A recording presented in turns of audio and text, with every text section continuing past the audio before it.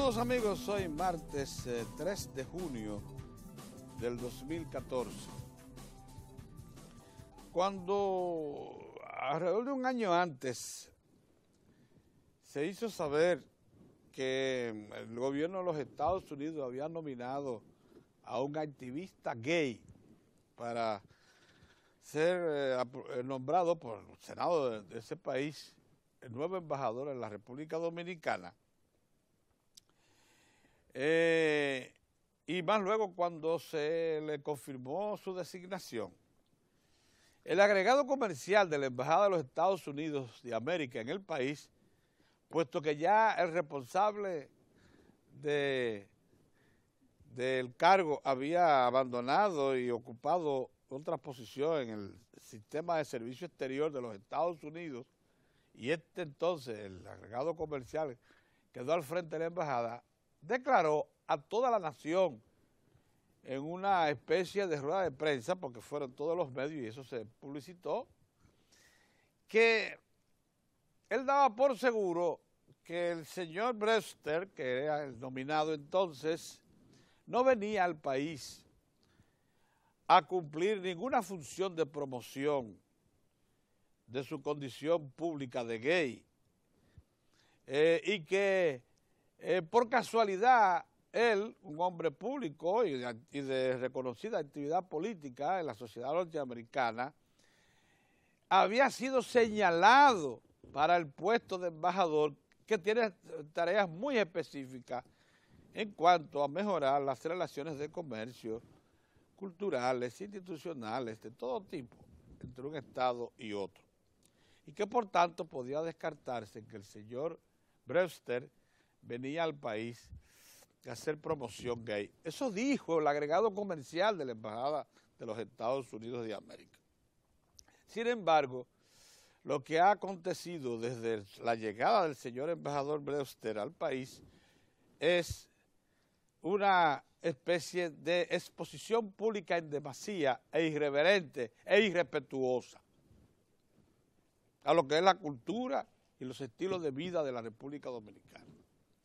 Ya demasiado prueba significaba que para una sociedad conservadora como la nuestra se nos nominara, se nos enviara un embajador. Sin embargo, era una prueba que muchos de nosotros consideramos aconsejable. O sea, la sociedad dominicana debía ir entendiendo que la comunidad gay se está incorporando cada vez más a las estructuras oficiales y de vida pública de las naciones más avanzadas. Y que incluso ya en América Latina eso está aconteciendo también en las naciones en desarrollo, como las que caracterizan a América Latina. Y pensamos, bueno, mientras este señor guarde las formas y haga su trabajo, eso probablemente esté enseñándonos a nosotros, los dominicanos, que independientemente de las preferencias sexuales, un representante público puede cumplir su tarea sin agredir la sociedad, sin agredir sus normativas. Pero este señor parece que se ha convencido, una vez llegó al país, de que no, de que él puede agredir, de que él puede imponernos lo que es su preferencia. No solamente mostró a su mencionado novio, porque es una relación, imagínense ustedes, la antinatura de todo tipo, pero digamos que es una relación entre ellos formal. Pero ¿por qué usted presenta a un señor en recepciones y actos públicos como si fuese su marido, si es un varón también? Por ahí comenzó la cosa. Porque es que usted puede exactamente hacer lo que hace el señor Brewster. O sea, ser un activista íntimo y un participante de una preferencia sexual sin agredir, sin ofender. Ahora está convocando, para colmo, a los grupos gay, de lesbianas y demás, a la Embajada de los Estados Unidos para celebrar el orgullo gay. Óigame, si esto no es una ofensa, si esto no es una puesta a prueba de lo que son los conceptos, las bases mismas morales y éticas sobre las que se ha levantado la sociedad dominicana, yo quisiera saber qué cosa es eso. La verdad es que por alguna causa las instituciones de poder de Estados Unidos de América nos están poniendo a prueba como nación y están abusando de su condición de potencia, están abusando. Los norteamericanos están abusando de su condición de potencia en la República Dominicana. Como lo hizo China, la República Popular China, que nos condicionó a nosotros iniciar relaciones diplomáticas a condición de que nosotros rompiéramos todo nexo con la República de Taiwán. Óigame, con la República China de Taiwán. Porque así son los grandes de irrespetuosos. Así son todos. Lo último que hizo, para que ustedes vean, lo último que hizo en la República Popular China fue permitir que una empresa del Estado chino, Sichuan se llama, participara en una licitación pública de la CDE, demasiado importante para ese momento, en el 2006, demasiado importante para el país, para instalar aquí 2 centrales térmicas a carbón de 800 megavatios. Sichuan participó, eran 2, una se iba a ubicar en la costa norte y la otra en la costa sur. Sichuan participó en las 2. Una de las 2 la ganó con respecto a los demás que se interesaron. Pero al ganarla, una empresa china, del Estado chino, dijimos, bueno, todos los que conocíamos el sector, este es un paso notable hacia adelante. Porque con esta empresa china, China sale diariamente de sus fábricas una central térmica de 300 megavatios.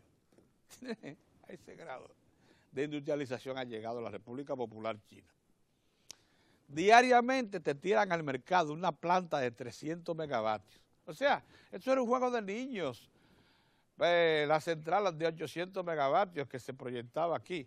Pero ¿saben qué pasó? Que luego de pasar muchos trámites y de poner cuchumil obstáculos, los chinos finalmente le dicen al gobierno dominicano, al presidente Fernández, que confió, junto con todas las autoridades de su sector eléctrico, confiaron en la participación de estos señores, que le tenían que abrir una cuenta, una carta de crédito reconductiva, una carta de crédito que a medida que se ejecutaba se alimentaba por la misma suma, de 800 millones de dólares, para garantía de Sichuan de que una vez comenzara a suplir energía, tuviera de dónde cobrarse. Porque, como ustedes supondrán, esa licitación, llave en mano, obligaba a la CDE a comprar toda la energía que se le supliera a un precio específico. El ganador de la licitación construiría la central y la operaría a su riesgo, pero el Estado tendría la obligación de comprarla. Bien, exigieron la carta de crédito al presidente Fernández. Oigan esto, hizo todos los trámites, ordenó al Ministerio de Hacienda que se enviara al Congreso Nacional una autorización para que el Banco de Reservas se convirtiera en garantía de esa carta. Y en efecto se aprobó en el Congreso. Cuando todo está listo, cuando creemos que se ha perdido 2 años y medio en ese juego. ¿Sabe lo que dijo entonces la autoridad china? Pero falta una cosa, falta romper relaciones con Taiwán. Entonces el presidente Fernando, un hombre digno, representante de un gobierno digno, le dijeron, un momentito, usted nos ha hecho perder el tiempo miserablemente. Eso no es así. Y entonces se perdió 2 años y medio. Y desde entonces, porque oigan esto, como Sichuan había quedado segunda en la otra licitación de la segunda central, Sichuan iba a ser la ganadora también de la segunda licitación. O sea que los chinos, la República Popular China, tenían la oportunidad de entrar por la puerta ancha a la República Dominicana, contribuyéndonos al desarrollo y a la instalación y a la solución de un problema que ya lleva 50 años, que es el problema eléctrico. Pero ¿qué va? La gran potencia quería imponernos que una ruptura de relaciones con Taiwán antes de cualquier cosa, o sea, doblegar la voluntad política del gobierno de la República Dominicana. Por eso mismo pretende el señor Brewster. Porque cuando el señor Brewster y el Departamento de Estado de los Estados Unidos abrieron un concurso público para designar un representante adscrito a la embajada norteamericana en el país, para ellos calificar el estatus migratorio de los extranjeros, y específicamente decía la solicitud pública,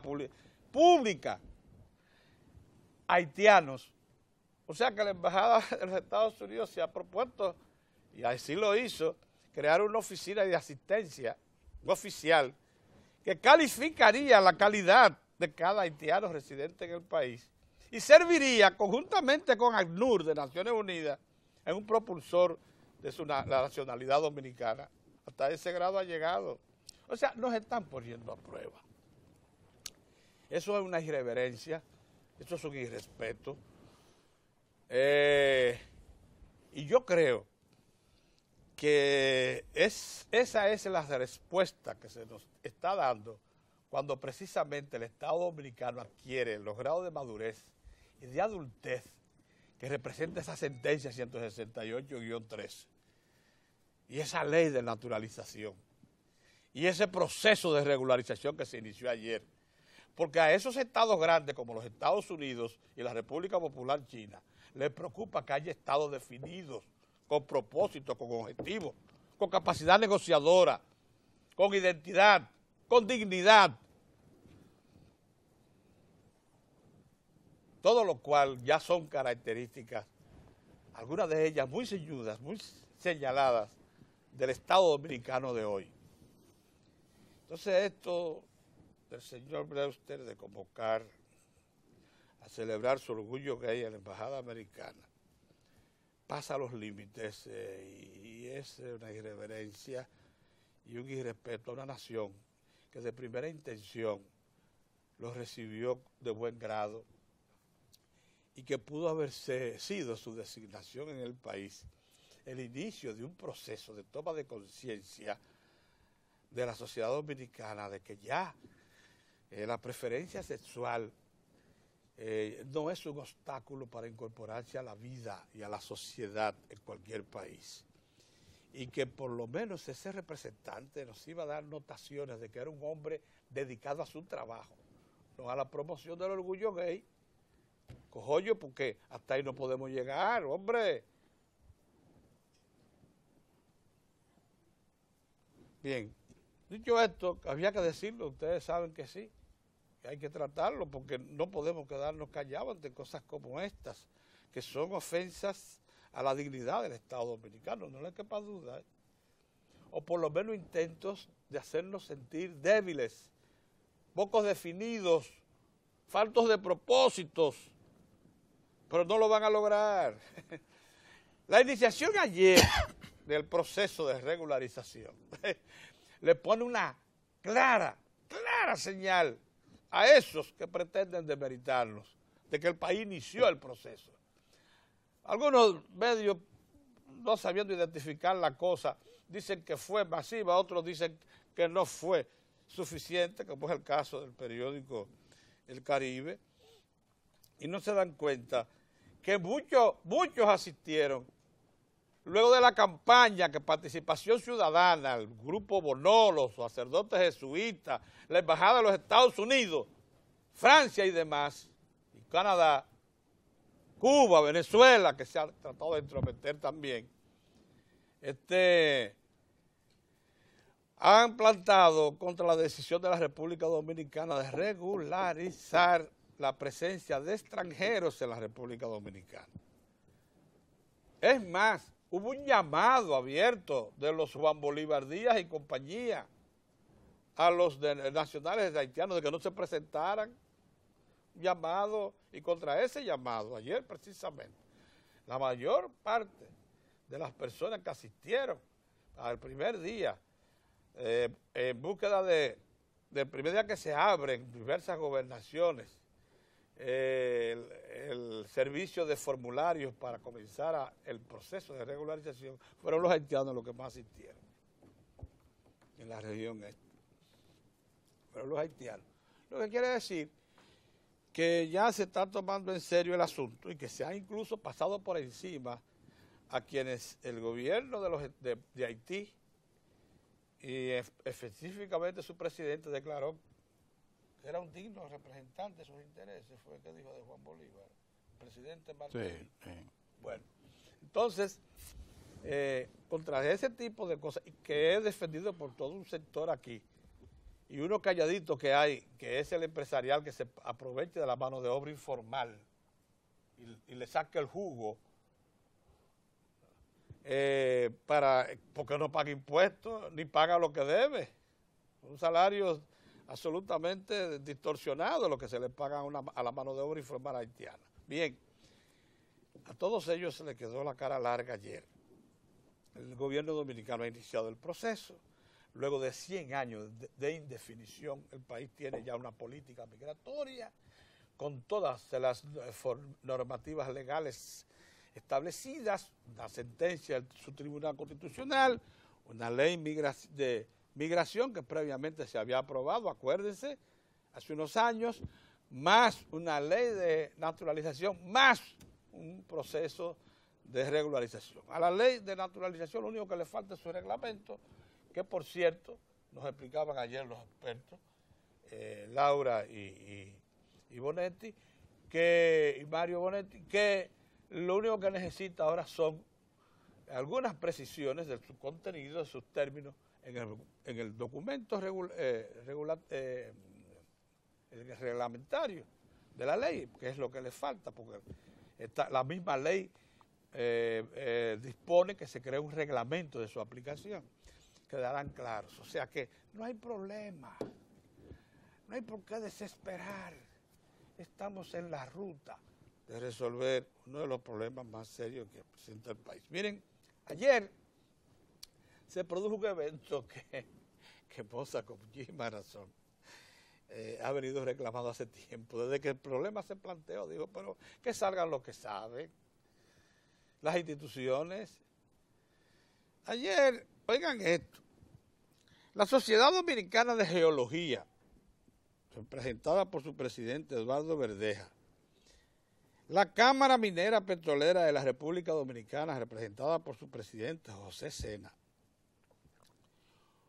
junto al experto constitucionalista Eduardo Jorge Prats y un antiguo director de minería, Octavio López, se reunieron en público y convocaron una rueda de prensa para decir que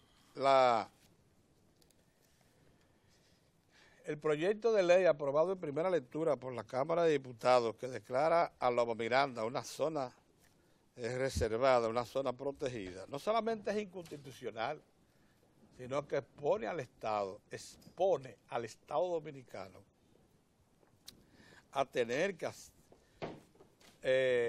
pagar enormes dividendos a la propia Falcon Bridge Dominicana y también a una cantidad enorme de personas del sector privado que tienen fincas ahí, porque eso era un proyecto, es una zona suburbana de La Vega, ahí pegado a la ciudad, muchísimos títulos de propiedad.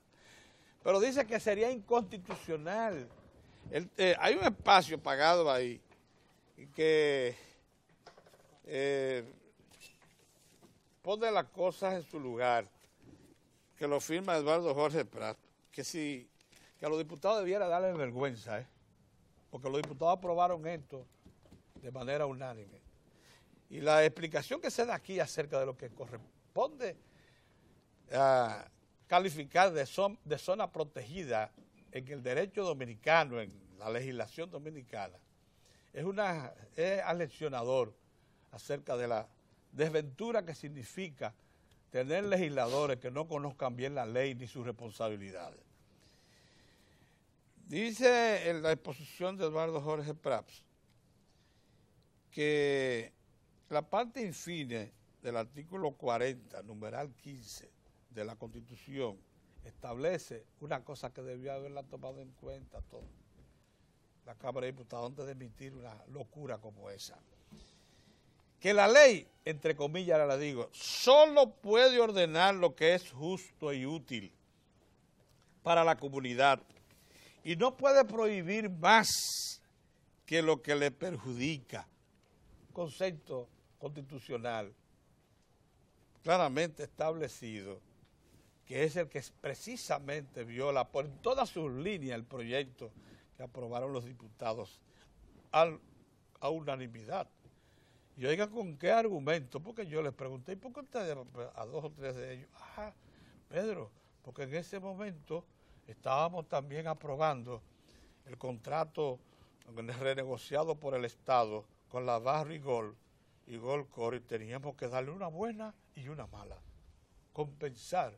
Pero si ustedes estaban aprobando un contrato en el que la República Dominicana demostró capacidad negociadora y obtuvo beneficios extraordinarios, ¿por qué tendrían que compensar aprobando una solemne disparate como es ese proyecto de ley, que violenta todo? Porque por alguna razón Miranda no fue incluida nunca como zona protegida, precisamente por un Congreso que la más reciente decisión data de este siglo, donde estableció ya con precisión cuáles son las zonas que deben estar protegidas de toda intervención. Y Miranda no fue ni considerada, porque Miranda es una lometa que está a 600 metros de altura, que la pasa la carretera Duarte por el medio de la lomita, y que la propia loma se incorpora al valle del Cibao, o sea que no está en la cordillera central, a decenas de kilómetros de ahí. Cosas como esas que aquí solamente acontecen. Buenos días, don Mozart. Buenos días, don Orión. Hay muchos eventos en el aire. Pero usted vio eso, 28.000 de 42 llamadas, 28.000 de 42 llamadas fueron molestosas en las primeras 48 horas de operación del... Sí. Están investigando la línea, pero ahí ya debería funcionar la ley. Si no, se dañó también ese sistema, porque donde no hay ley no puede haber orden. Donde no se aplica la ley no hay orden. Y si eso se queda así, todo el mundo en los barrios, en los colmadones va a llamar, déjame llamar para que venga ahora los bomberos por aquí. Y van a llamar, el nuevo equipo. Y van a poner de mojiganga a la gente. Ahora cuando le tomen, lo agarren al dueño del teléfono, a quien sea, quien tenga la custodia de eso, y le pongan los 30 salarios mínimos que dice la ley de multa, tú verás que la gente va a tener más cuidado. Y le va a poner un candadito como le ponían antes a los teléfonos cuando hay muchos muchachos. Vamos a poner un candadito para evitar que estos muchachos... Así en todos los colmados se le pone un candadito. Entonces, pero la ley en Estados Unidos no hacen eso. Claro, debe tener más de un siglo ese sistema, pero aquí comenzamos y tenemos referencias buenas en muchos países. Este sistema está diseñado como el de Colombia, tiene parte de Perú, de Ecuador. Bueno, pues vamos a aplicar la ley y empezar. Y siempre las pequeñas cosas. Ahí es que se esconde el demonio. En un barrio llamaron a unos muchachitos, el papá tiene tantos salarios mínimos. Ya se acabó. Y resolvemos el problema. Miren, yo quiero hoy abordar 2 temas. Uno de ellos, simplemente reflexionar al inicio del Plan Nacional de Regularización Migratoria. Sí. Yo le quisiera decir a los líderes mediáticos, como ustedes le llaman ahora, que ya no le hagan más daño al país. Que por favor, ya no podemos hacer más nada por él. Ya nos han chantajeado, nos han estrangulado, ya no podemos hacer más nada. Y estamos perdiendo una batalla, apenas la reiniciamos ahora. Creímos que la habíamos ganado. Yo no digo que ganamos nada, yo digo que vamos por una pendiente peligrosa. Ya no por nosotros, sino por nuestros hijos y los hijos de nuestros hijos. Ahora no comiencen con la partecita esa de de las crónicas de carácter humano y entonces es un plan nacional de regularización migratoria que a todas las personas le va a dar un buen trato. Ahora, cada quien va a ocupar el lugar que debe tener según la ley, según la sentencia. Es decir, según la ley, según el decreto presidencial, según la ley, ¿va? De abajo hacia arriba, y según la sentencia del Tribunal Constitucional. Más nada. Y se está haciendo, se comenzó en 12 provincias, no se movilizó al ejército ni a nadie. Estamos con la civilidad, es una nación civilizada que hace un esfuerzo para aplicar sus propias leyes migratorias y defender su propia soberanía, nada más. No comencemos ahora con eso. Miren, yo no he visto a uno de esos líderes mediáticos hablar de la franja fronteriza, de la necesidad de protegerla más. Hay 1.500 militares para 382 kilómetros. ¿A cómo tocan por kilómetro, Pedro? 382 kilómetros y hay 1.500 militares. No, es una franja casi de aquí a Puerto Plata, ¿verdad? 382 kilómetros, más para allá. De aquí a ¿cómo se llama lo demás? El otro municipio de aquí a Puerto Plata, ellos son como 250 kilómetros. Tiene que ser más hasta allá. Óyeme, de un punto a otro son 390 kilómetros que recorre la frontera. Entonces, no hablan de eso, no hablan de ningún plan, no le llaman la atención al gobierno haitiano, no comentaron el editorial de Le Noveliste, el periódico más influyente de Haití, que manda a sus nacionales a que emigren a la República Dominicana, porque ellos, como van a tomar un avión, van a ir al aeropuerto a decir, aquí hay 50 aviones diarios, móntense que hemos hecho un puente aéreo con Estados Unidos, el Marielito que se abrió de los cubanos para Estados Unidos, no, nada. Entonces, ¿para dónde van? Para la República Dominicana. Y le dice la cantidad que debe ser anual, entre 50 a 200 mil personas que se vayan de Haití como única manera de mantener la economía haitiana, que es a través de la remesa. Dice ese periódico que ha mantenido una postura primero antidominicana, luego contrario a cualquier posibilidad de que nosotros regularicemos la migración, especial la migración extranjera, pero especialmente la haitiana. Entonces aquí tenemos, yo leo, comienzo a ver temprano, digo, no, pues ya lo que quiere es que nos larguemos los dominicanos, porque el reportaje de ayer del Nacional, muy buen reportaje, escrito por Rudy Germán Pérez, muy bien documentado, léanlo, desnuda lo que está pasando. ¿Tú sabes lo que está pasando? Que por una razón que solamente el presidente Danilo Medina ha podido auscultar de manera individual, no solo todo su gobierno, sino él trabajando, las comunidades dominicanas emigran hacia lugares donde se pueda conseguir. El primer deber de un ser humano es mantenerse vivo. Si en Bánica, en tal sitio, la situación es difícil, pues las familias emigran para donde se pueda comer algo, buscar. ¿Quiénes ocupan esa comunidad fronteriza? Familias haitianas. Hay ya comunidades dominicanas donde la población haitiana es mayoritaria. Yo no estoy diciendo por racismo, por nada, porque soy dominicano. ¿Y qué hago ahora? Me tranco, me meto en una letrina abajo. ¿Qué hago? Trancarte. Porque cuando uno ve todos los periódicos, léanlo para que ustedes vean algunos periódicos, vamos a decir.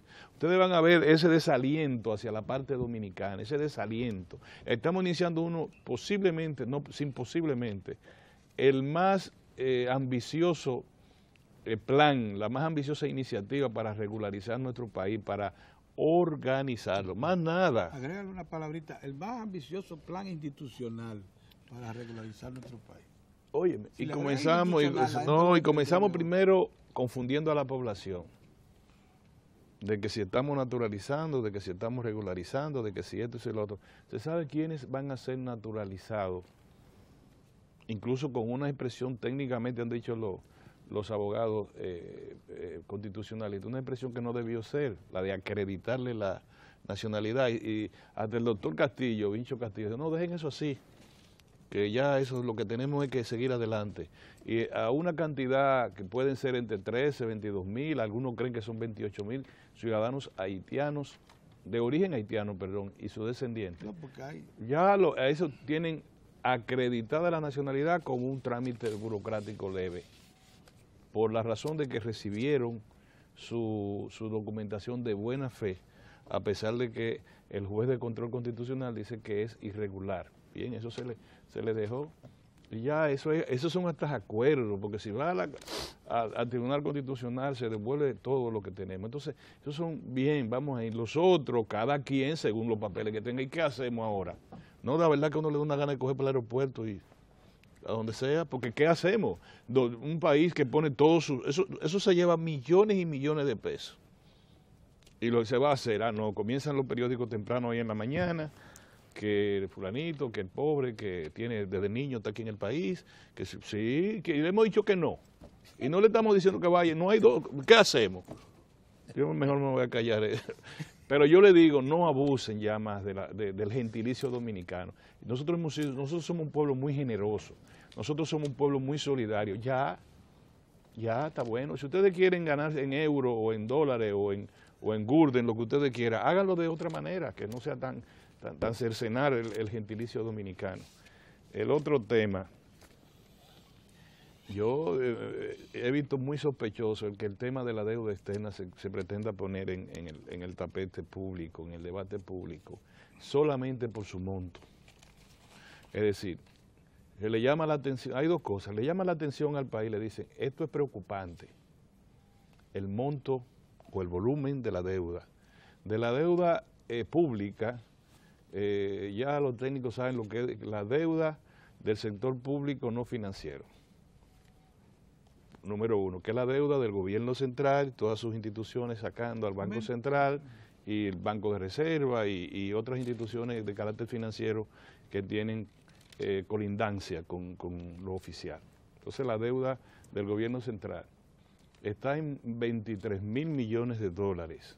Entonces esa deuda... Sumándole la deuda externa. No, espérate, sí, esa deuda se divide en dos. Bueno, claro. El 66% es deuda externa, 66%. El 33% es deuda interna, en pesos. Dicen que eso es mejor porque cuando se endeudan en pesos porque evitan el riesgo cambiario. Es una deuda que se va a mantener con su mismo valor, pero la deuda externa tiene el problema del tipo de cambio. Para tú comprar los dólares, adquirir los dólares. Unos 15.000 millones de dólares. Entonces, bien, ese es el monto. Deben ser como 15.000, como tú dices. 15.000. Son 349.000 millones de pesos la deuda en pesos. Y entonces en dólares deben ser, como tú dices, 15.000 millones de dólares. Equivalente. El equivalente en pesos ya ustedes sabrán. No digo equivalente porque hay euros y hay otras monedas. Sí, es correcto. Entonces, uno dice, bueno, sí, en proporción al Producto Interno Bruto, el 38%. Ya aquí, tanto Julio Ortega Torres como nosotros, hemos señalado que hay naciones del primer mundo y otras emergentes tienen un mayor nivel en proporción de la deuda en proporción al producto. Los Estados Unidos están en un 98, 94% alrededor. Japón está 100%. Y Grecia está un 114%. Grecia, por poner ejemplo, consuelo de muchos, consuelo de tontos, está bien, pero para eso están los ejemplos. Es decir, nosotros tenemos un 38%. Cuando sumamos deuda interna a deuda externa, las correcto, dos cosas. Correcto, la deuda global, en proporción al producto. Otros países tienen mucho más y sobreviven. No estoy diciendo que no debemos preocuparnos. Lo que yo quisiera es que entonces hablemos de calidad de la deuda, Pedro. Es decir, si ese tema se pone ahora, entonces nosotros no vamos a tener el financiamiento de las dos plantas a carbón, o nosotros no tenemos debajo del colchón ese dinero, que son como 2.000... con Puerto Carbonero como 2.000 millones. Como 2.000 millones. No están debajo del colchón, hay que buscar el financiamiento. Entonces, como no podemos, va a aumentar a 26.000 millones, bueno, vamos a dejar eso ahí hasta que se pueda, ¿verdad? Nosotros no vamos a hacer la carretera Santiago-Cibao Sur, porque ese dinero no está debajo del colchón. Ahora, nosotros sí podemos decir que hicimos la carretera que va a los centros, la Coral, y no estamos muertos, el país no se ha acabado. No se ha acabado. Nosotros hicimos el corredor Duarte y todavía estamos vivos. Sí. O sea, yo no conozco forma de progreso que no esté vinculado a un endeudamiento sano. Sí, es verdad, tenemos... Por eso que yo, más que hablar de monto y de que nos preocupe el monto de la deuda, lo que uno debería decir es que la sanidad de la deuda, que es distinto. Ahora yo pongo una cosa que no se menciona.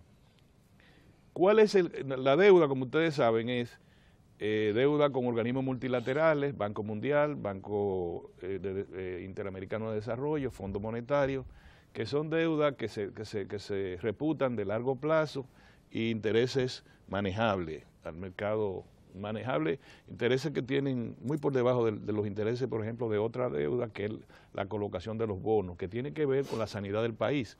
Y nosotros somos uno de los países de Centroamérica y el Caribe que coloca bonos, y cuidado si de toda América, de muchos, o sea, liderando América, en que colocamos bonos a menor tasa de interés, que eso quiere decir porque tenemos mejor calificación. Es así, ¿verdad? Así mismo. Entonces 7%, 8%. Incluso un 50% de la deuda externa es con organismos multilaterales. Cuando Esa vamos a hablar de la deuda, también vamos a hablar, igual que el de la familia. Sí, yo tengo una deuda, pero la tengo con un primo mío que nada más le estoy dando tanto.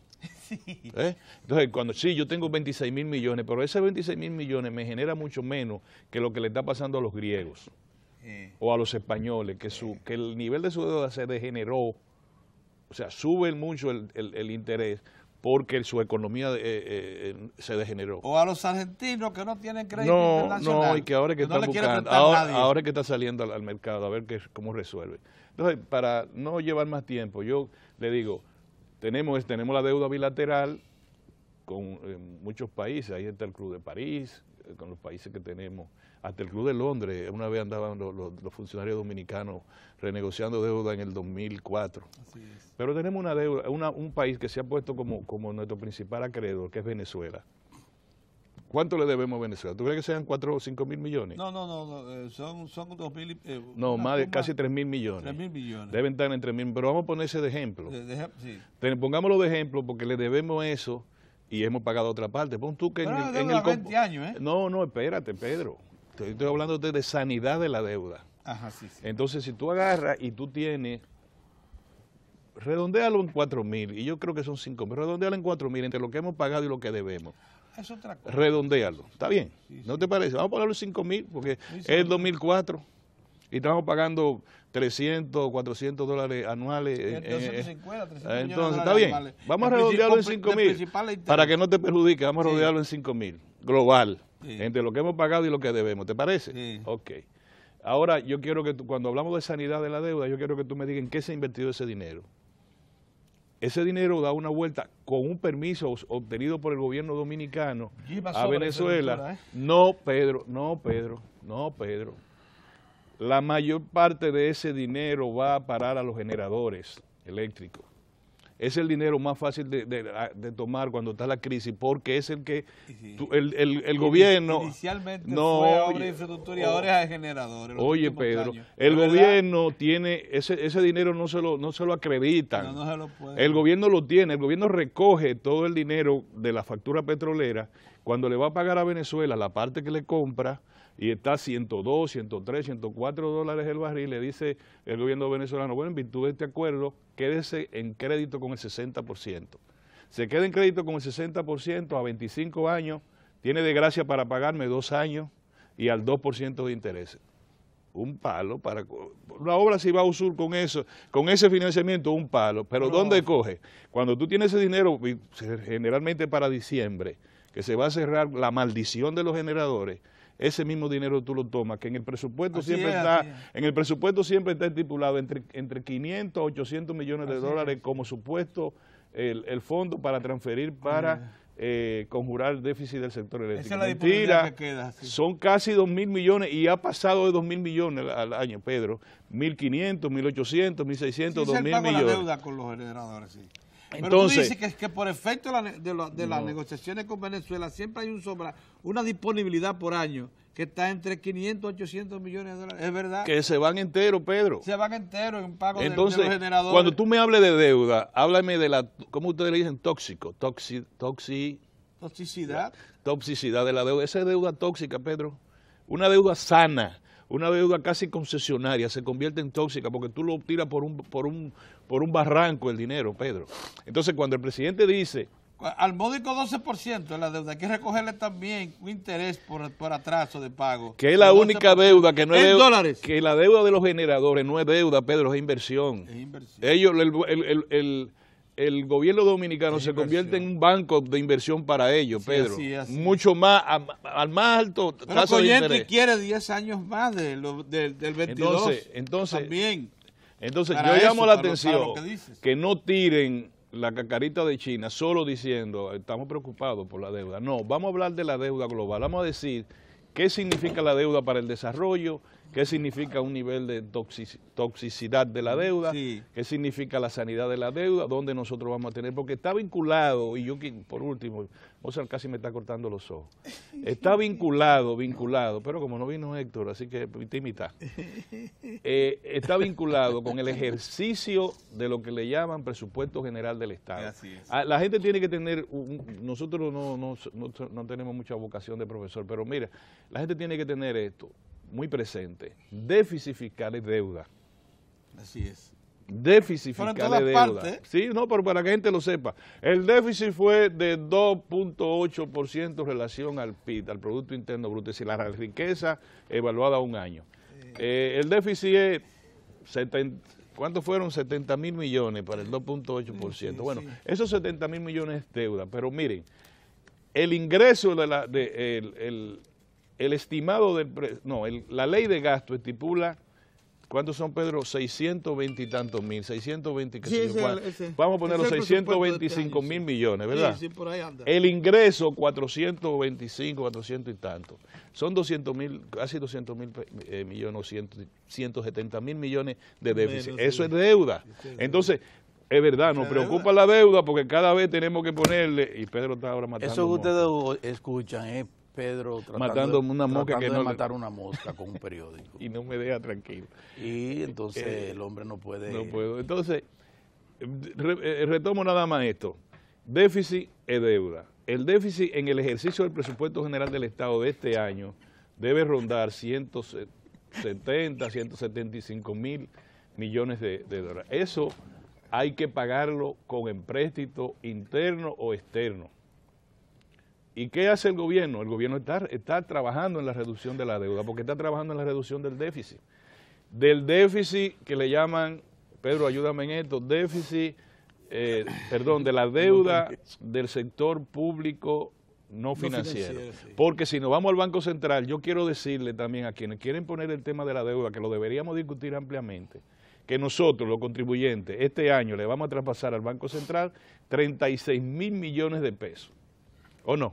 Y ya le hemos traspasado. No, pero tenemos de los 10 años. La del banco histórica que sumaron unos 220 mil millones de pesos. No, tampoco, eso es un eufemismo histórica, porque de 1946, 46 que estaba el banco hasta ahora, eran hasta el 2003. No eran 3.500 millones de pesos. Y los 200 y tantos miles de la crisis bancaria manejada, no vamos a discutir eso ahora, pero le estamos pagando nosotros. Entonces, nosotros estamos pagando un dinero, bien o mal, que manejó mal, o bien, sí, como ustedes quieran decir, el resultado de una política aplicada por el gobierno de Hipólito Mejía, ¿o no? Así es. Entonces, ustedes ven como cuando uno habla de deuda, ¿cómo es que tenemos que hablar? Porque me preocupa, está bien, te preocupa, pero ¿por qué te preocupa, mi hijo? Así es. Me pasé otra vez. No, hombre, no, que va, lo puso muy claro. Hombre, muchas gracias, don Orión. Buen ejercicio. Ha dimitido el rey, vive el rey. Jovenazo, le corresponde a usted. Sí, buenos días. Me pasé, Moza. No, que va. Vi ahí a don Agripino Núñez Collado. Parece que van a volverse a sentar ahí en la Ucamaima a discutir el pacto eléctrico. El presidente convocó, leí la información muy rápida esta mañana, pero el asunto es que el presidente habría convocado, ¿cómo que se llama el organismo ese donde se discute esas cosas? Por un decreto. Un decreto, bueno. En la ley de Tratado de Desarrollo Nacional se crea el Consejo Económico y Social. Porque el presidente lo convoca por decreto. Y se convoca por sí. Que la institución pública. Que se convocó una vez. ¿Para qué fue que se convocó la otra vez? Para el pacto educativo y para el pacto laboral, creo, en alguna ocasión. Sí. Hubo un juidero y dejaron eso ahí y tuvieron que aplicarlo y ya adelantar la cosa. Existe como un órgano del Estado. Existe como un órgano del Estado. Bueno, el asunto es que me alegra mucho de eso, porque recuerden que hace aproximadamente 2 semanas nosotros reclamábamos, de fresco siempre, aquí esta mesa, que retomáramos el tema del eléctrico, que aunque estamos tranquilos por la forma en que marcha la construcción de las 2 plantas a carbón y el empeño del gobierno del presidente Danilo Medina en buscarle solución ya en términos estructurales al problema eléctrico a partir del cambio de matriz de la electricidad en la República Dominicana, entendíamos como que el tema se había estado apagando o siendo completamente sacado del medio por otros temas importantes, ¿verdad? Como lo que hemos estado discutiendo en el país. Pero veo que se va a retomar eso. Junto con ello, insistimos entonces en ver en qué están los proyectos aquellos que anunciaron los generadores eléctricos, que ellos se iban a incorporar, diciendo que el Estado, que ya el Estado podía quedarse ahí con esas 2 plantas a carbón, que de lo otro se ocupaban ellos. Inversión para gas natural y ese tipo de cosas. Yo pienso que el Estado no debe quedarse ahí. El Estado debe continuar su agitado curso en el sentido de colocarse como líder del proceso de cambio y de solución No puede confiar en eso. Del problema eléctrico en el país. Eso de dejarle al sector privado. No le dejen al sector privado nada, incorporen al sector privado. Vamos a incorporarnos todo, pero no dejárselo al sector privado, como tampoco debe dejársele todo al Estado. Fue lo que Esto pasó es más comunidad con de el esfuerzo. neoliberalismo que caracterizó a las sociedades norteamericanas y europeas, que dejaron al sector financiero sin regulación. Bueno. Y lo que nos ha traído es una crisis Sí. que ha llevado naciones enteras a la Sí, quiebra. pero yo quiero insistir que no solo regulación, porque a eso pretenden eso también, que el Estado solo regule. No, el Estado participa activamente. Tiene todo el Como, derecho. sí, como productor y comercializador Y oferente. y oferente de energía eléctrica en Si el no, país. se le- En adición Nos dan a una sus pela, en largada adición, nos dan. en adición a sus funciones constitucionales de garante del interés nacional. En consecuencia, todo el Estado tiene que velar porque aquí las cosas se hagan de acuerdo a la ley. Eso no hay que recordárselo al Estado, eso está incluso instituido en la Constitución de la República. Ahora, a lo que estamos apelando, y con mucha felicidad vemos que es el norte del presidente Danilo Medina, es que el Estado participe activamente, orgánicamente, Sí, así es. como oferente y como Eso productor nos de energía tranquiliza, eléctrica. sí. Esa es la tranquilidad que nos da.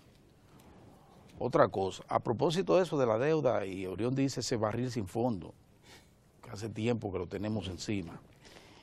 Mire, ayer, recuerden ustedes, ayer en la mañana, nosotros le decíamos a la gente, a los vecinos del país, no esperen tan solo que el gobierno vaya, bueno, que no fueron, que el programa la chikungunya, yo le dije, la chikungunya somos nosotros, la gente, cada vecino, cada comunidad, cada colectividad integrada para autopreservarse, porque eliminando los asuntos aquellos, los criaderos de mosquitos y ese tipo de cosas. Y entonces con la incorporación de las autoridades, con la ayuda que dan para el asunto de fumigar, la fumigación, que se necesita recursos para eso, bueno, complementamos. Pero la acción principal debe venir de abajo hacia arriba, o sea, de la población. Tienen que asumir eso con responsabilidad por su preservación, la preservación de la salud de su familia. Pues ayer en la tarde vimos muy bien que en una rueda de prensa el ministro de Salud Pública anunciaba que efectivamente el programa va a ser permanente. Ese programa que se inició el viernes y que ya muchísima gente habló que un fracaso, no, eso va a continuar en forma permanente todos los fines de semana, dice el ministro de Salud Pública, y yo saludo que se hiciera esa feliz aclaración de que eso va a ser permanente. Porque el mosquito, el bicho ese, son dos, dicen que son dos que operan, que pican a partir de las 6 de la tarde. Ayer me estaban hablando sobre eso, la forma en que el bicho pica. El asunto es que felizmente las autoridades han aclarado que el programa para enfrentar el problema de la chikungunya, y junto con la chikungunya el dengue, pues va a ser en forma permanente. Eso ha dicho el ministro de Salud Pública y nosotros saludamos esa decisión. Voy a pelear otra vez con la población, con el pueblo, porque nosotros vivimos reclamándole a los gobiernos, pero no somos capaces de reclamarle a la población. Miren, debe dar vergüenza, señores, que más de la mitad de la llamada que se hicieron en las primeras 48 horas al 911 fue para molestar. Más de la mitad. Fueron 42,000, me parece, la llamada, y de esas 42,000, 28,000 fueron para molestar. Eso debe darnos vergüenza. Vergüenza. Y al vecino que usted atrape en una fechoría, porque eso es una fechoría más. Ya se está con eso, se está violentando la ley, lo que decía Orión.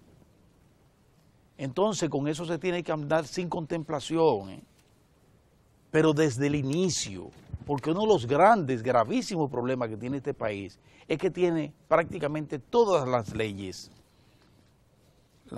muchas de las cuales no se cumplen. Entonces cuando no se cumplen, imagínense usted. Entonces ahí vemos como ayer dan una cifra ahí lastimera para el país, para nosotros, para los pobladores. De 42,000 y tantos llamadas, 28,000 fueron para molestar. Eso es un abuso por parte de esa gente, del que hace eso.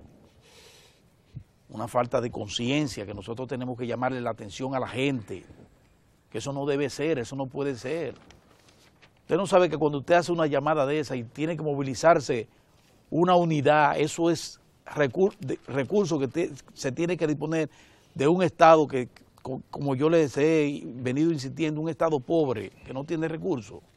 Entonces usted de abusador se pone a estar llamando, violentando y poniendo en riesgo a otros que sí llaman porque tienen un problema, una emergencia. Usted no puede hacer eso.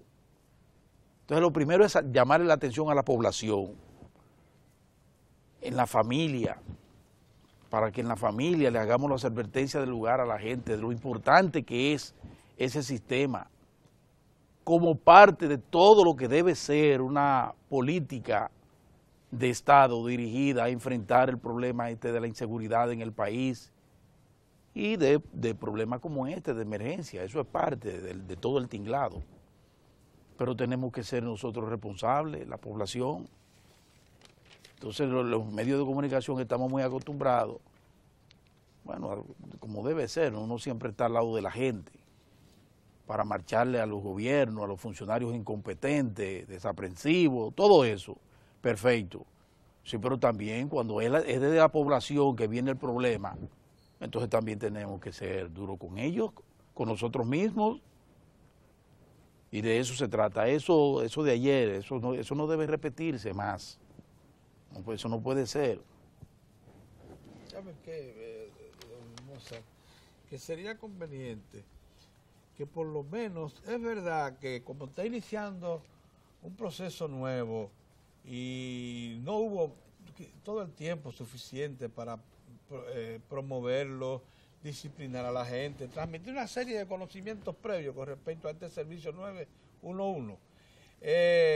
Pero eso no justifica que se produzcan tantas violaciones. Entonces, por tanto, sería conveniente que se diseñe algún tipo de reprimenda, de advertencia a quienes hicieron eso, para que sepan que los están observando. Sí, para que sientan eso desde ya, desde ahora. Desde ahora. Y que se ponen a la ley. Porque dice, le estamos dando seguimiento porque tenemos el registro de las llamadas de donde hicieron. Bueno, pues entonces ya a partir de hoy, ya mañana o pasado, queremos saber que esa gente fueron notificadas, contactadas. Exactamente. Notificar a un acto o algo así, lo que sea. Exactamente. Mire, usted hizo esto y esto y esto y está advertido. Para que la gente comience a sentir el peso de la ley. Eso. Mire el peso de la ley, el merenguero Omega. Ya está en Rafael, en Santiago. No dijo nada cuando lo agarraron preso, entonces dijo que tenía la chikungunya. Pero para eso están sus abogados. ¿Pero él tiene la chikungunya? Bueno, lo que tiene son la guarrote adelante ahora de preso. No barrote tiene. Sí. Que él no había acudido. Pero ahí puede descansar. Porque tenía la chikungunya. Tú sabes que la chikungunya recomienda descanso. Ahí puede. ¿Tú sabes dónde fue apresado? A su salida de una discoteca. ¿Con la chikungunya? Pero un abusador. Y tenía la chikungunya. A la salida dice que fue apresado a la salida de una discoteca en la ciudad de Santo Domingo. Lo mandó. ¿Tú sabes cómo se llama eso en derecho? En Santiago le mandan a la fiscal de aquí, la fiscal de allá, son fiscales, damas, ¿verdad? Sí. Lo que llama una comisión rogatoria, que le ruega apresar al señor fulano de tal, alias Omega, requerido por este departamento judicial, tal cosa. Te agarran y de este alto te llevan gratis a Santiago. O sea que él no pagó ni un centavo para ir a Santiago. Pero el traslado. Lo mandaron. Miren. Y otra cosa para la familia, te estoy molestando. No, tú no me molestas. El hijo de un diputado fue apresado porque oye todos los elementos, para que ustedes vean lo que es la familia, todos los elementos constitutivos de algo que es penoso y doloroso. Con 18 años, con otro muchacho, robando en una escuela. En una escuela. Ay. En Tamboril. Los vecinos, Tamboril, que es un pueblo relativamente pequeño, notan que están ahí, la policía va a agarrar al hijo de diputado, pero el padre está acusado de dar una golpiza a la mujer, ¿qué tú crees? Para que tú tengas una idea de lo que es la familia, el muchacho no sabe que está robando en una escuela. También, un poco organizada. Es una tragedia familiar. Oye, yo no me estoy alegrando. Es una tragedia familiar. Es una tragedia familiar. Sí, la nota, estoy leyendo la nota, sí. que dice que el padre, mira. Es un diputado, lo que quiere decir que ese muchacho no tiene carencias. Un diputado fulano de tal, que no vamos a decir quién es. No por no decirlo, sino porque es una tragedia tampoco y él no tiene la culpa. Quien fue sometido a la justicia en enero por propinarle una golpiza a su pareja sentimental. O sea, el padre fue sometido a la justicia por darle una violencia, ¿verdad? Violencia de género, doméstica y pero eso. Pero una golpiza. Y el hijo lo apresan en una escuela. Eso es una tragedia. Permítame entonces hacer una precisión aquí. Señores, el hijo mío mayor hay un tema que quiero tratar. Menor el sábado de la mañana a las 10. ¿Quién? El hijo mío mayor tuvo un accidente de tránsito el sábado en la mañana a las 10 de la mañana. Una señora abrió la puerta en el momento en que él doblaba y el hijo mío se llevó la puerta. Por suerte, la doña no había, son de esos momentos en que el conductor hace lo siguiente, pero retira la puerta, retira la mano. Sí. Retira la mano. Sí. Él se llevó la puerta, pero no la mano de la doña. Gracias a Dios. Bien. Sí. Él le dice, ay doña, que lo lamento mucho, por suerte no ha pasado nada. Dice, no, por poco me pasa. Dice, pues bueno, mire, vamos a la casa del conductor. Dice, ay, pero yo no tengo ningún documento.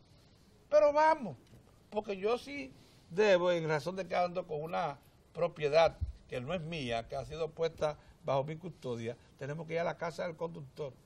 Cuando llegan, hay un fiscal de apellido Holguín, que es un militante religioso protestante, o sea, un pastor.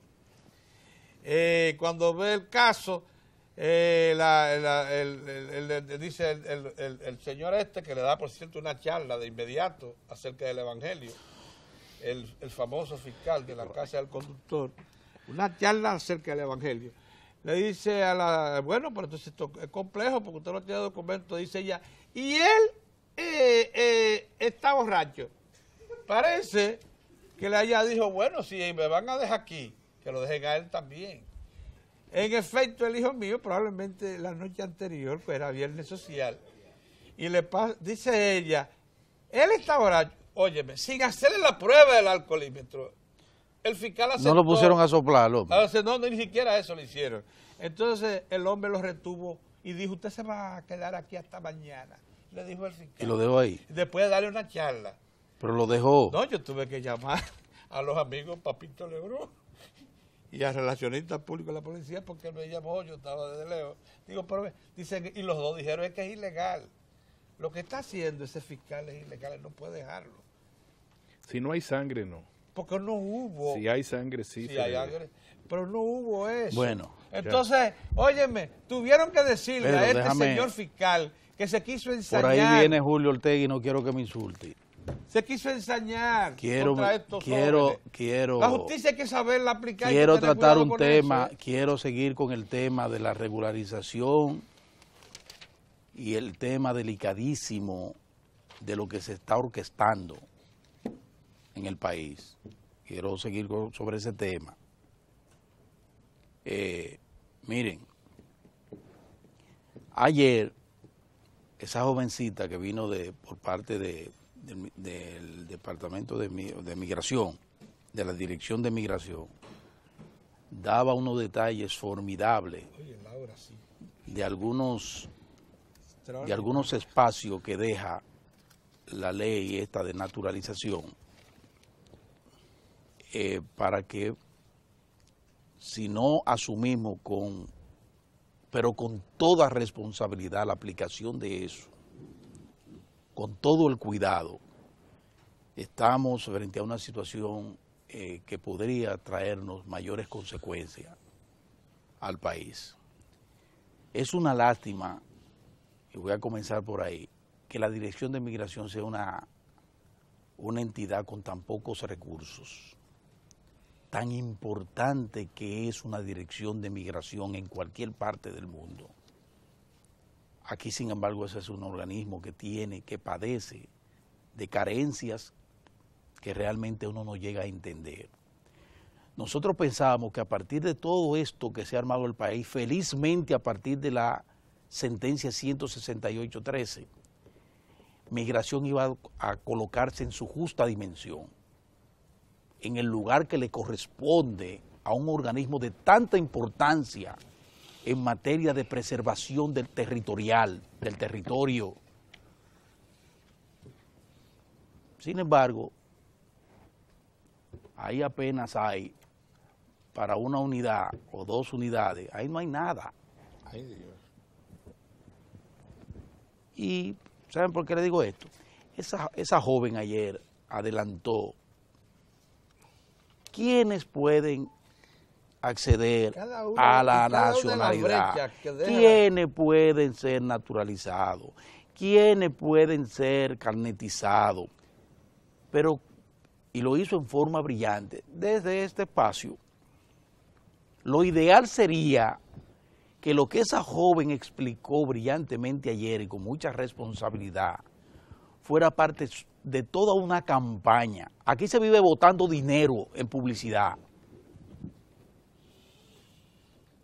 Y algunas entidades del Estado pagando vainas, programas y jodiendas. De todo tipo. De todo tipo. Entonces, frente a una situación como esta, debemos reclamar una campaña bien dirigida, explicando los alcances de la ley de naturalización. Así es. ¿Quiénes son los que pueden, en el marco de la ley, de la Constitución y de la sentencia 168, conseguir la nacionalidad dominicana? Porque eso no está claro. Eso no está claro.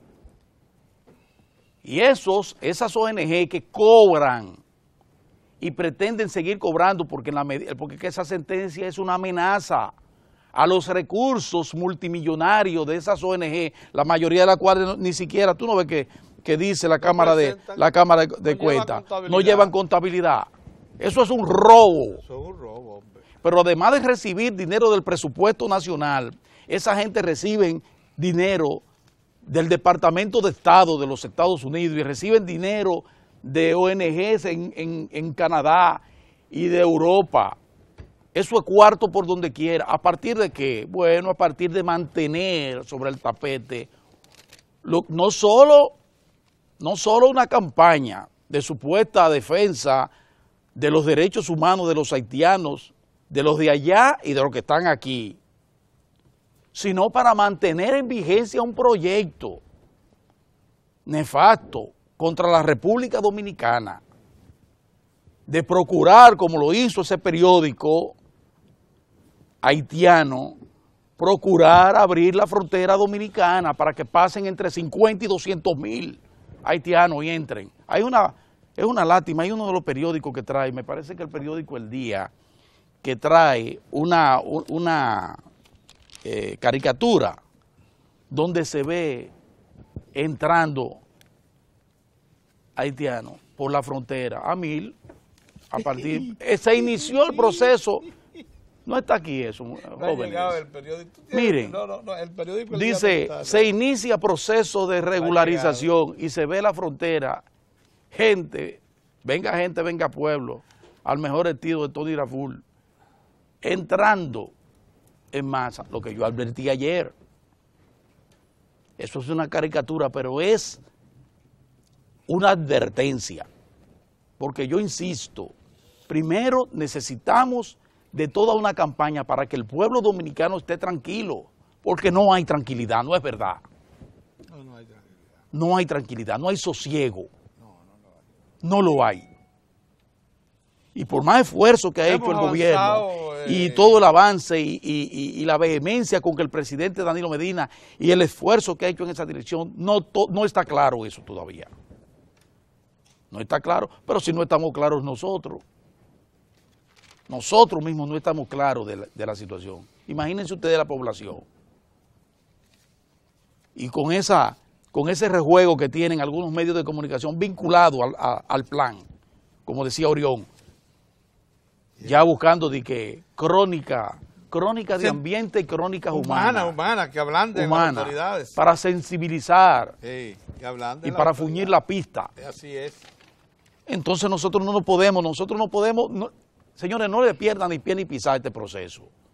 Porque de la misma manera que esas ONG han infiltrado todo, porque ellos están vigilando todo, el Departamento de Estado está metido hasta los huesos. Hasta los huesos. El muchacho ese, el de la ACNUR, ese tiene sus agentes también. Porque ese recibe dinero para eso. No, pero hay un agente de él ayer instruyendo pero déjeme a los decir, haitianos. sí, instruyendo a los haitianos. Y miren, el centro Bonó eso, que ese es un centro, ese es un antro. Ese es un antro, eso. De todo, el centro Bonó ese. El centro Bonó le manda esta señal al país. Dice, miren, déjenme darle esta cifra, porque es en consonancia, porque todo eso está orquestado con gente de aquí, con participación ciudadana y toda esa pendejada, y gente de allá, como el periódico ese, ¿cómo es que se llama? Le Novelis. Le Novelis. Exacto. Eso es parte de todo un entramado que hay en contra del país. Y ellos dicen lo siguiente. Ustedes saben que Le Novelis le dijo a su gobierno, tenemos que hacer esto esto tiene que ser una política de Estado. De Estado dicen ellos, porque ahí no hay Estado. Política del gobierno. Tenemos que dar facilidades para que salgan de este país hacia el mundo que tiene la puerta abierta. Ningún mundo, República Dominicana. Porque por ahí, como decía, no es que le van a dar ticket de avión, ni ticket para sacarlo en barco, no, es para que crucen de este lado. Entre 50,000 y 200,000 por año. Eso fue el editorial del viernes pasado, de ese periódico haitiano, el más influyente.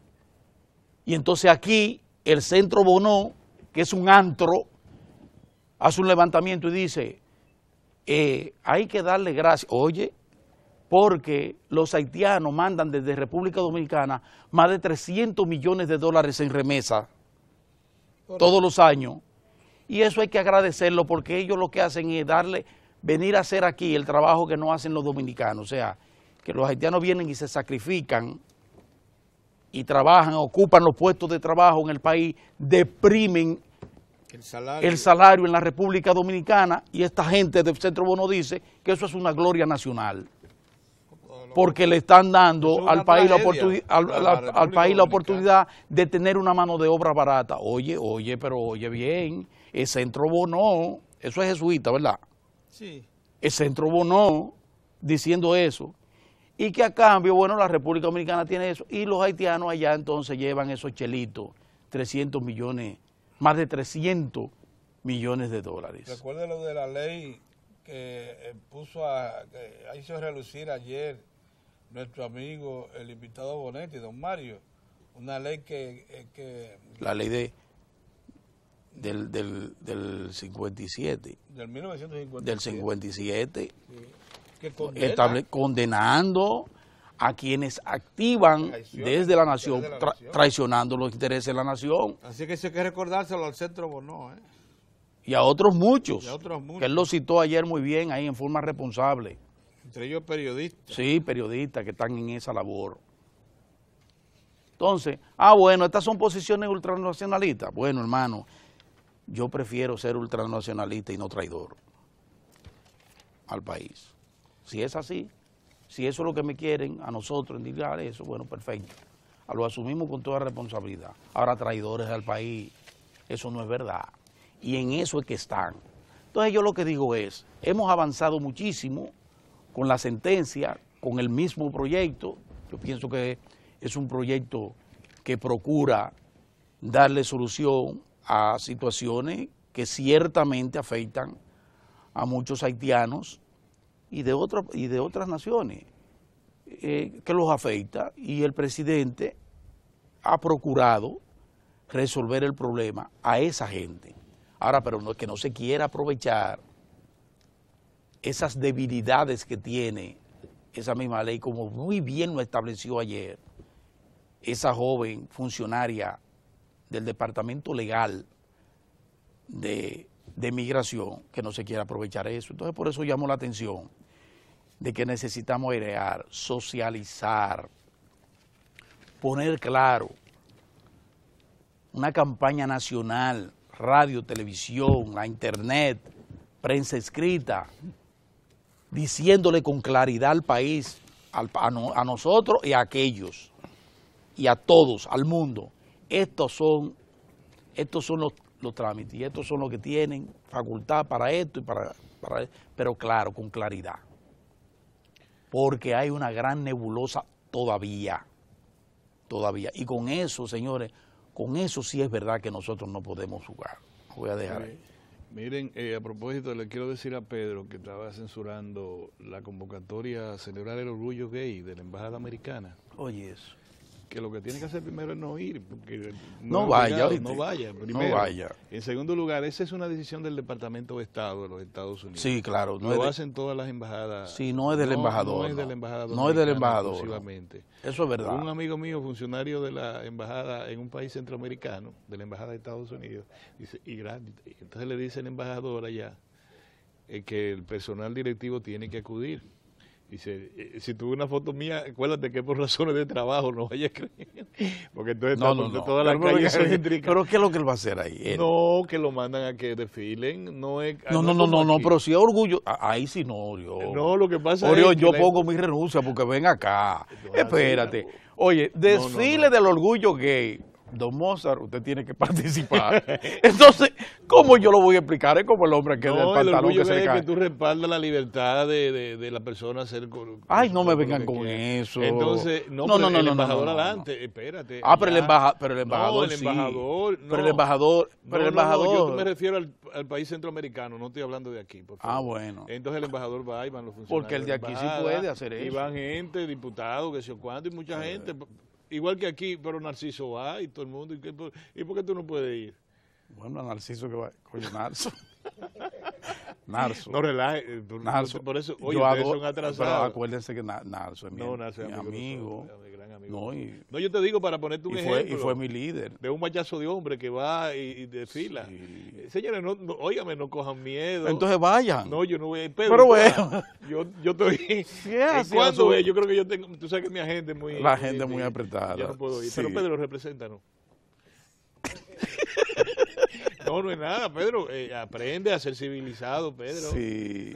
Nosotros, yo lo insisto en lo siguiente. El hecho de pero no te pongas así. El hecho de que tengamos un embajador manifiestamente gay, que vino incluso con... Que tiene todo su derecho. En el país, no quiere decir que se haga ostentación de eso y que la sociedad dominicana deba permitir que eso, que es una práctica no aceptada todavía por la sociedad dominicana. Que no. Bueno, en los términos que el señor pretende, de ponerlo incluso en una recepción al lado suyo, como si fuera su esposo, oígame, porque son cosas que usted no tiene por qué estarla exhibiendo. Pedro, vive y vivamos. Esa es su intimidad, así es la vida, hombre. Pedro, vive y vivamos. Como puede el egoísmo, ya, si quiere, ¿a qué tú vas a hacer ahora? No te vuelvas loco, tráncate en tu casa. No, lo malo de eso es que yo relaciono esa acción, que es una acción provocadora de una institución con... ¿Qué tú prefieres? ¿Un embajador liberal como este? Tan atada a lo que es... un procónsul que esté gobernando? No, él puede ser un procónsul que abrió una licitación pública para nombrar un oficial de migración adscrito a su embajada para calificar los derechos migratorios de los ilegales haitianos en el país. Ese fue el Departamento de Estado.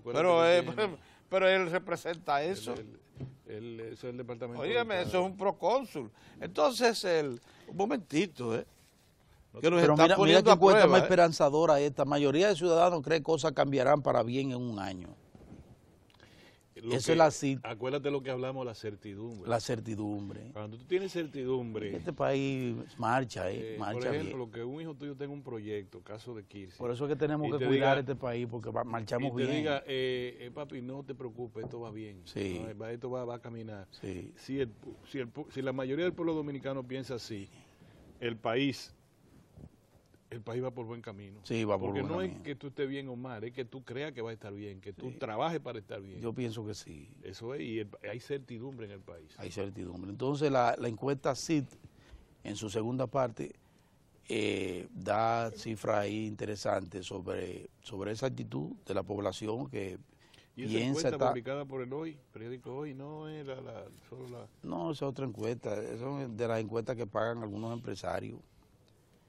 Entonces, desde ayer comenzó a salir ahí en el periódico Hoy, escogieron ese periódico. Lo que pasa es que, tú sabes, ya el hombre está aquí, Julio, pero la gran tragedia del pueblo dominicano es que llegamos tarde a todo. Exacto. Por ejemplo, ¿desde cuándo? Nosotros tenemos 10 años, Pedro, hasta que Mozart también se ingresó a este comentario, hablando sobre el Tratado de Libre Comercio con Estados Unidos. Ahora mucha gente dice, ¿y es así? Sí, Ahora. Sí. El tema de la frontera lo hemos tratado todas las veces. Todas las fronteras del mundo están vigiladas. O sea, que eso forma parte de la cultura insular. La cultura insular se acostumbra a recibir tardía las informaciones que provienen de tierra firme. Entonces esa cultura se nos ha quedado aquí desde la colonia hasta hoy. Dejarlo pasar y después tú dices, ay, era así. Entonces el situado, que era la ayuda financiera que nos mandaba España, el rey, tomaba 6 meses, y cuando llegaba aquí, ya no quedaban ni los trapos de la famosa estructura gubernamental. Llegó Julio. Vámonos, no había... Vámonos. Bueno, yo no quiero... Déjalo ahí. Que usted sabe que hoy es martes de la economía y vamos a tratar los temas siempre de actualidad económica con Julio. Vamos a pasar unos mensajes y regresamos a la mesa.